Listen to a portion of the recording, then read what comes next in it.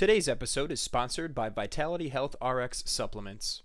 Whether you're an athlete, a busy professional, or just someone looking to prioritize health, Vitality Health RX has what you need. With premium ingredients and rigorous quality control, their supplements support your body's natural functions. Visit shopvrx.com and use code FEELGREAT15 for 15% off your first order. Thanks to Vitality Health RX for sponsoring this episode. Now let's dive in. Welcome to the Feel Better, Feel Great podcast on this series on improve organ performance. This is episode 122, Medicine for the Liver. I am Dr. Andrea McSwain. As we delve into the podcast, I want to remind you that I am a medical professional, but this information is intended for educational purposes only. It is not a substitute for personalized medical advice. Please consult with your healthcare provider for guidance on your specific health needs. Well, welcome. So, Improve Organ Performance series. This is an opportunity for us to dive deep into the world of conventional medicine and medical science along with holistic health. I just want to be clear that when a lot of times people look at holistic health, they sometimes think about the things you can do every day, which are definitely an important component of the therapeutic order. But holistic medicine dives beyond the standard of care to get results faster, more effective, and long-lasting, because in our practice for holistic medicine, I am looking for you to be healthy at 100. I want to talk about the liver. The liver's role, I think, is barely understood. It's possibly even misunderstood, as it can do so much for us if we give it a little attention. A lot of times people think about liver disease related to alcohol. And I want to start there because if you think about what alcohol is sometimes to the body, is that it can be considered a toxin. And I'm not talking about alcohol necessarily today. What I'm talking about is the liver and how we understand it in general terms. So we often think about the liver filtering toxins, and usually we understand that in terms of alcohol. And then we also can understand the liver's role as a filter. And then what happens when that liver gets clogged? So what happens when that liver gets clogged? Now, that is a very important baseline understanding of how we think about the liver. I think we can all agree that a lot of people relate to the liver as an alcohol filter. If we consider the alcohol then as a toxin, then we are looking at the role of the liver in that one respect, which is to filter out toxins and to get those toxins broken down in a way that helps them be less active so that they can then go through the gastrointestinal system and get out of the body. Okay, so when they are getting, when toxins are getting processed in the liver, one thing that we need to recognize is this filter does not actually neutralize those toxins. It tags those toxins.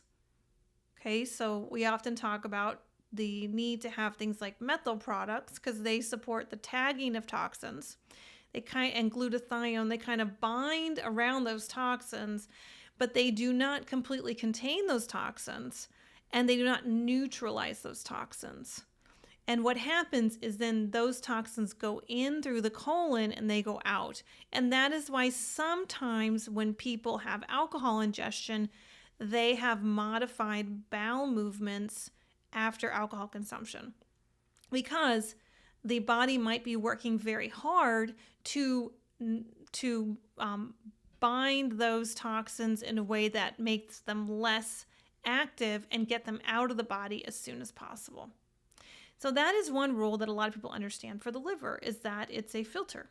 Okay, well, it also does some other things that filter that are really important. So it looks at how do we filter out hormones. So this can be natural hormones, and I'm definitely going to talk about estrogen in this, and then also synthetic hormones and manufactured and plant-based, and also produced from our body. So now the liver, it actually filters and processes hormones. Now, I first saw this as an OBGYN in some younger women, 15 and 16-year-olds, who were put on birth control pills either for irregular periods or for acne, and they would have some significant liver pain. Not all of them, but definitely some of them, particularly the smaller framed females, and their liver would actually throb and ache. And it occurred to me that they were processing these synthetic estrogens and hormones into their liver, and it was overwhelming the liver. Okay, so that is an important process that happens in the liver, because the liver, sometimes when it gets overwhelmed as a filter, it will then store toxins, which can make the liver feel a little bit fuller and therefore potentially uncomfortable. This can happen as well when we think about other estrogens, like plastics that are similar in structure to estrogens, called xenoestrogens. We can also look at fat cells that might have estrogens, or toxins from fat cells that are getting pulled into the liver and overwhelming them. And then also something called first pass for the estrogen that's given orally, so in birth control pills, and even sometimes, hopefully never again, but sometimes women who are in menopause are given oral estrogen as a hormone replacement therapy. It's then putting that estrogen in the first pass through the liver. So the first pass means the first time it goes through the circulation of the body, it has a pass through the liver. So now the liver is getting overwhelmed with processing an oral estrogen.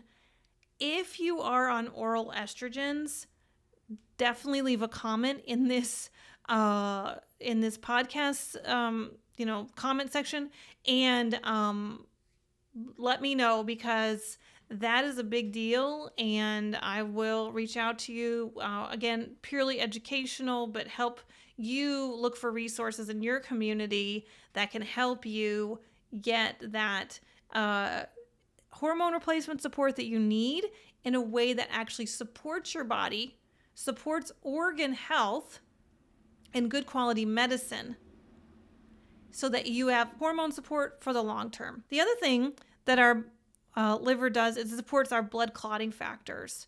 And also, it's really reliant on fat lipid soluble vitamins like A, D, E, and K. So our blood clotting factors are actually another way to assess how our liver functions. Another really important area for the liver is that it actually helps us breathe better and supports the pump of the heart. So the liver, where it's structured, it's in the right upper quadrant. Then there's the diaphragm. Okay, so there's the liver, and then there's the diaphragm, and then there's the heart. So when the liver just naturally supports filtration, there'll be a pumping. Okay, that will then facilitate the pumping of the diaphragm. Okay, and then the heart is above it.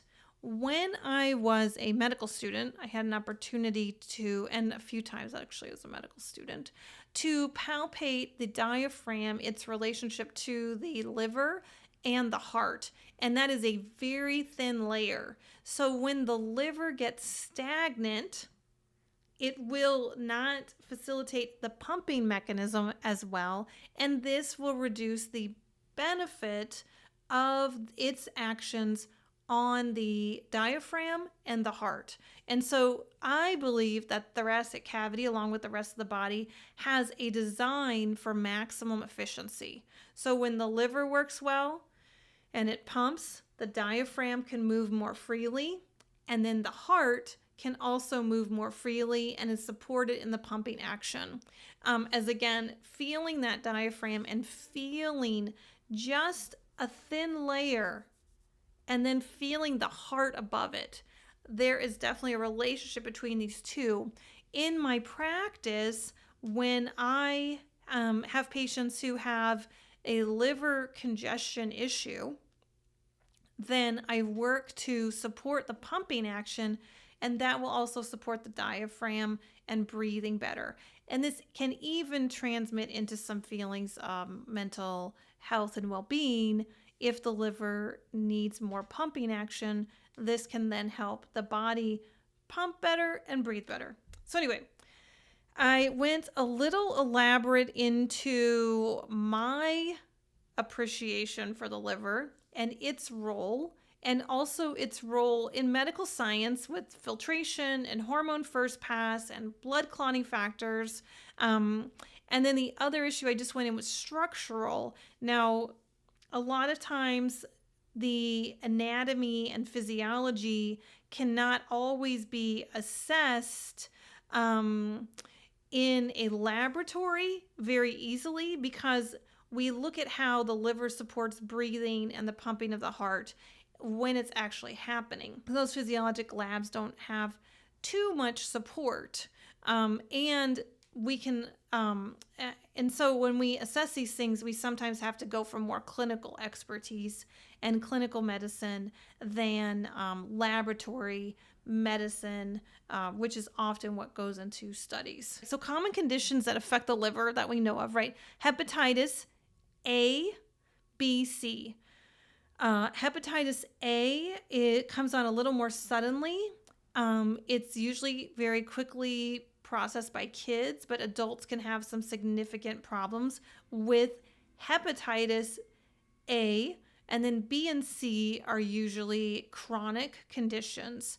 Hepatitis, HEPA, is the basically liver, and itis is inflammation. So this just in the diagnosis, this means inflammation of the liver. And they're viral ways to have a liver inflammation. So that's been categorized as hepatitis A, B, and C. And there's different viruses there, and you can see how long people have had them by looking at IgG and IgM. And then when we look at the next common condition, medical condition, fatty liver disease. So there's two types of fatty liver disease. And basically, fatty liver, if I were to equate that in kind of more common terms, is basically like the filter gets clogged or congested if it doesn't get fully clogged. So a congested liver will store fats, because one of the things the liver does is process fats. So you have alcoholic, so that means alcohol has been a toxin in the liver, and it has reduced the ability of the liver, and now the liver has become modified in its structure and it's holding more fats. So you have alcohol fatty liver disease and now non-alcohol fatty liver disease. So that means the liver has become fatty, but it wasn't from alcohol. And oftentimes the case is that it's from pork. So pork is causing more fatty liver disease than alcohol. And we have to recognize that there are fats, and including things like hormones that are synthetic, that can congest the liver, causing it to have reduction in function, which is dis-ease. So then we have cirrhosis or fibrosis of the liver. Basically, the liver has been so irritated for so long, it starts to just become fibrotic. And then it starts to sometimes actually shrink or get congested. And that is a reaction from sustained inflammation, and almost that fibrosis is like scarring. So then it kind of locks down the liver and reduces its capacity to work. When that is juxtaposed to fatty liver kind of engorges the liver, and its fullness reduces its ability to work. Now there's liver cancer, and liver cancer is a medical condition. It's uncommon for the liver to be the primary location for cancer. Usually that's a metastatic cancer. Again, I think that speaks to the filtration process of the liver, where sometimes there is that congestion.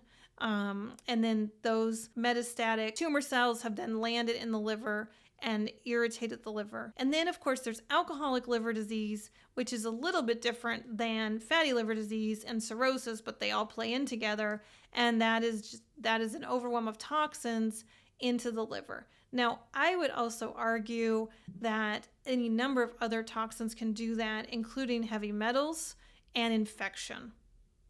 Remember, The liver is processing whatever it receives. And so it doesn't get to decide what goes through it, right? It's whatever's circulating through the body.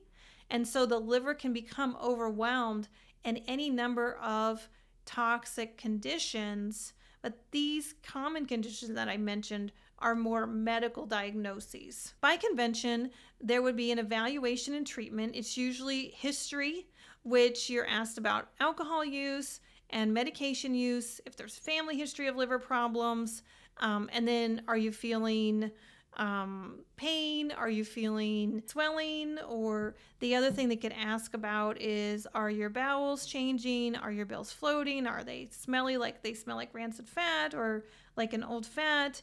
And then the physical exam is looking for yellowness in the eyes, which is jaundice, which is the red blood cells are being broken down, and then you're getting a circulating yellow through the blood. So you can see that in the eyes, and sometimes you can see that in the skin as well. And then hepatomegaly, which means liver, hepatomegaly, mega, big. So is the liver big? Now the liver takes over this right side and goes a little bit over in the lobe over the midline to the left. And so you can palpate that if the liver goes more than the ribs edge on the right side. And you can actually touch that yourself. You can come in and kind of see there and see if you can feel the liver. But most of the time, hepatomegaly is very uncommon. The other issue that I find in my practice for physical exam, and I don't know that that's often evaluated in general terms, but as a medical doctor, as an osteopathic physician, I look to see if the liver feels retracted. You could say, well, how does it feel retracted? Well, it just feels like it doesn't move at all in that area. So hepatomegaly is definitely uncommon, and so is the liver feeling retracted, but those are the things that are done in physical exam. Okay, diagnostic testing looks at blood tests. Again, blood tests are going to be very easy to obtain. So there's liver function tests, which are really actually liver structure tests, which look at ALT and AST. They have a lot of variability, especially if there's inflammation that affects the structure of the liver. They can be reduced. Absolutely. And then there's some good evidence for that. It's not just a sit there and monitor. Okay. ALP actually has 3 different parts, or primarily 2 subtypes that can be evaluated, but it looks at not just liver, but gut. And then GGT is a general marker for liver, but also inflammation. It's very common in a comprehensive metabolic panel to look for bilirubin, to check for jaundice. And this is often done for young men who have stress episodes and then they have yellow eyes because they have a genetic predisposition to break down their red blood cells in times of stress. And this is called Gilbert's. And they would have elevated bilirubin levels. Another thing you want to look at is albumin, which is a protein, and coagulation tests, as I mentioned, PT, PTT, INR, and these evaluate liver function. So those are some other things. Sometimes imaging studies will happen. So ultrasound is a very good tool to just look at the liver. Ultrasound studies, as a side note, used to kind of look at the abdomen, but now ultrasound has to be labeled for instruction to the ultrasonographer to be very specific. And so in the past, we would just write ultrasound abdomen, and now we are having to restrict our ultrasound order just to particular organs. So ultrasound is very good to detect not just liver enlargement, but masses, fatty liver, because the liver is a very homogeneous structure. Again, if you've eaten liver, you understand that it's very thick, meaty structure, and it all looks the same, right? So when you then look on imaging, ultrasound is very nice because it will just show a very common structure, and then you'll see if there's white, it's usually white, or striations.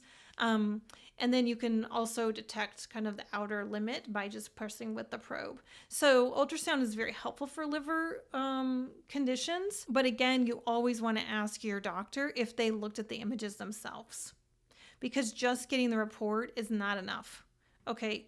Now, when we think about the liver and there's an ultrasound, we are missing kind of the colon, which is really important. And you're also missing other areas of what's around the liver that can also play into liver health. And the CT scan or MRI would give a larger picture of the area around it. That's very important. And of course, you would want to look at the gallbladder because the gallbladder is basically kind of embedded into the liver structure, and the gallbladder has a lot of work to do. We want to keep a healthy gallbladder because the gallbladder can have stones, wall thickening, inflammation. It can harbor infection. And all those are really really critical to understand the health of the gallbladder, so it can help process fats and support the liver, because gallbladder removal is not benign. And so the best thing to do when you are starting to have, if you are starting to have liver concerns, is to make sure you're also assessing the gallbladder, because the gallbladder can be quite painful. When you may also be seeing more of a conventional medicine approach, there are sometimes a recommendation to get a liver biopsy.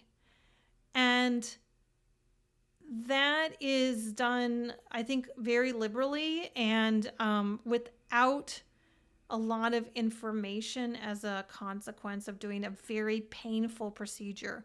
A liver biopsy hurts, it's painful, and you get very little information out of it.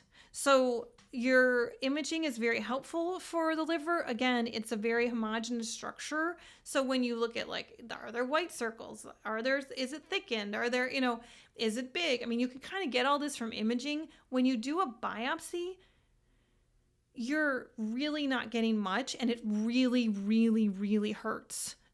So I don't really feel that there's ever any benefit for a liver biopsy, but unless there's a very severe cancer. So it's very, very rare use of a liver biopsy, and I feel like I'm hearing it often that needs to be done. I will discuss in a future podcast about cancer biopsies and conversations that I've been listening to, and in just a lot more depth of that in a future podcast, because I do believe cancer biopsy warrants a very important conversation, but it's a little bit outside of this podcast. So again, if you want more information on that, you can DM or comment in any of the ways that we have this information out there, so that I know your interest and I can follow up with those ideas. Then looking at treatment approaches for this from a conventional medicine perspective. So oftentimes antivirals and immune suppressants are given to hepatitis B and C and autoimmune hepatitis.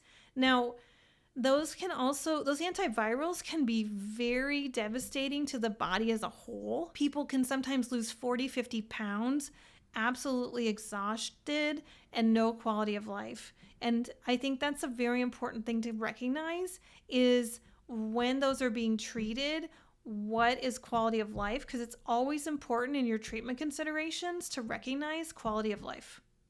It's just absolutely paramount.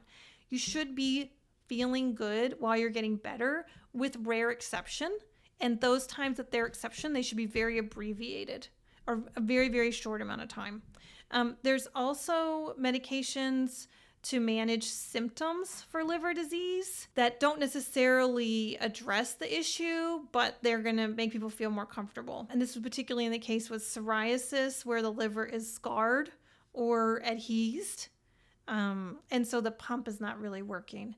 Then lifestyle modifications. So obviously with alcohol liver disease, alcohol cessation, fatty liver disease, again, that's a conversation of you need to lose weight, instead of necessarily this conversation about we need to pull those toxins out, but I'll get there in a minute. And of course, this idea of you exercise, right? You're gonna lose weight. But if you already have a clogged liver, you have to kind of wonder about that.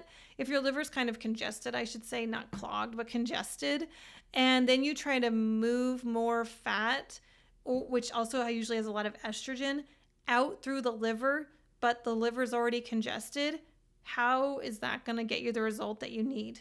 And then obviously significant surgical interventions, liver transplantation, and then sometimes, surgical resection or ablation for liver cancer. So then looking at holistic medicine, evaluation and treatment. So again, I love talking about the liver. I think liver health and liver medicine is foundational for kind of my general protocol in my holistic practice, which is nourish, kill, remove. And the liver is excellent at removing toxins. That is one of its jobs. Toxins, removal, filtration, congestion, however you want to phrase it. The point is the liver moves stuff out of the body to help get rid of waste, right? So it's a waste facilitator. It can get overwhelmed. So what do? You nourish the liver in a way that supports the removing of the toxins out of the liver, so then you can remove toxins from the rest of the body. When I am talking to someone about liver health, I really try to help them distinguish the role of the liver and the fact that the liver has so much benefit to help removing toxins. And that means their whole body will be able to remove more toxins. So again, I look at labs, of course. I look at liver, I look at all the regular lab tests. I look at imaging for sure if it's available. I often don't image the liver because it's such an easy organ to heal and treat that I don't really think imaging is warranted. That's unless, of course, there's cancer involved. So then, what are you eating? Obviously, what's your alcohol consumption? What medications are you on? Are there hormones? Are there foreboding oral estrogens, either in synthetics, in plastics? Are you microwaving with plastics? The other thing is, what kind of plant-based estrogens are you eating? So are you eating a lot of flaxseed oil? Are you eating soy milk, tofu? Those are the things that are not inherently bad, but they are important to know because that can contribute to some of the liver overwhelm and the liver overwork and then the liver congestion. So we can work on those things. And then how much movement is happening in the torso? Are you getting that stretching? Are you getting that chest opening? Are you feeling the abs elongate so you have movement there? And then what kind of exposure to toxins do you have? If you're in Michigan, the watershed is contaminated with a lot of pesticides from the last almost 200 years. That's a big deal for the liver to have to get that process and out through your body. I do look at the liver very much from a systemic perspective here to facilitate the liver's health so we can facilitate the health of the overall body. Of course, looking at liver-friendly fruits and vegetables, again, plant-based, not necessarily plant-exclusive, and then just recognizing, what kind of again, as I mentioned with the plastics, with the plant-based estrogens, what kind of fatty acids? Are they saturated fatty acids? Are they rancid fats? Are people cooking with a low heat oil? So then they're actually having rancid fats. Are there a lot of fried things that people are eating? And then there's different foods that the liver really loves. So obviously garlic, beets, leafy greens. From an ancient wisdom perspective, liver loves liver. Now that is definitely something that there's stem cell markers. When you eat an animal product such as liver, it will then support the liver clearing as well. So sometimes people will eat liver. Sometimes people will use supplementation that includes an animal-based liver as the nutraceutical. There are a lot of hepatoprotective properties in nutritional supplements. Classically, people talk about milk thistle. I've seen a commercial recently. Don't worry about how much you drink. Just take this probiotic or this herbal blend. I don't know the details of it, but I think, okay, yes and no. Then a lot of people will use dandelion root. There's turmeric. But really, the liver is a little more complicated than that. So what you have to think about is this detoxification practice or pathway that's in the liver. So this is really important to facilitating the ability of the liver. Just like the gut needs rest, sometimes, quite often actually, the liver needs support in the pathways to open the liver and then open the pathways for the rest of the body to bring the toxins in that have been stored in the other parts of the body. So I consider the liver to have a back door, which leads into the colon, and a front door. And the front door, when it's opened, will bring toxins from the rest of the body. The back door will go into the colon. So you need the colon open, and that's really important. People struggling with constipation have to make sure that they're having 2 to 3 bowel movements a day in order to facilitate the liver opening, especially if they're doing something to facilitate the liver healing, because you don't want to overwhelm the colon. Now you have a new problem. So you want to make sure that bowel rest and supportive activities like magnesium, etc., hydration are really helping the colon open. So then you can open the back door of the liver, which is actually many herbs support that, many enzymes, and there's very many biochemical processes that open the back door of the liver.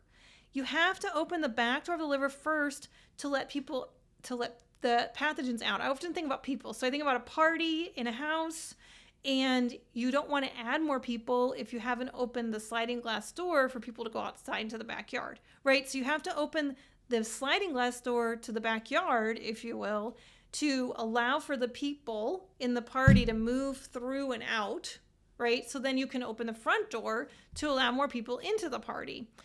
And to me, that just makes sense. If you open the front door, you're bringing in other things from other parts of the body so that they can go through the liver or through the house and then go into the backyard. So that's where you definitely want support with that. There's a 7-day detox. I love it. I've been using it now with patients for 6 years. When I first thought about doing it, I had 3 people who were my patients or I knew in the community, and they had done on their own a liver detox, and all 3 of them went to the hospital. And it freaked me out because I thought, I do not want to do something that's going to hurt people. And I went from gangbusters with this idea 5-6 years ago to absolutely full stop. And I was very cautious in how I used our 7-day liver detox. I worked really hard to understand it. We have now had hundreds of people go through it. It's 7 days. It works really well. Again, those 3 people that I met right at the beginning they either were my patients or people I knew in the community, but I did not have them do our detox. And then when I started using the detox, I started with just a very few people, 2, 3, 4 people, and they did great. And then 2, 3, 4 more people.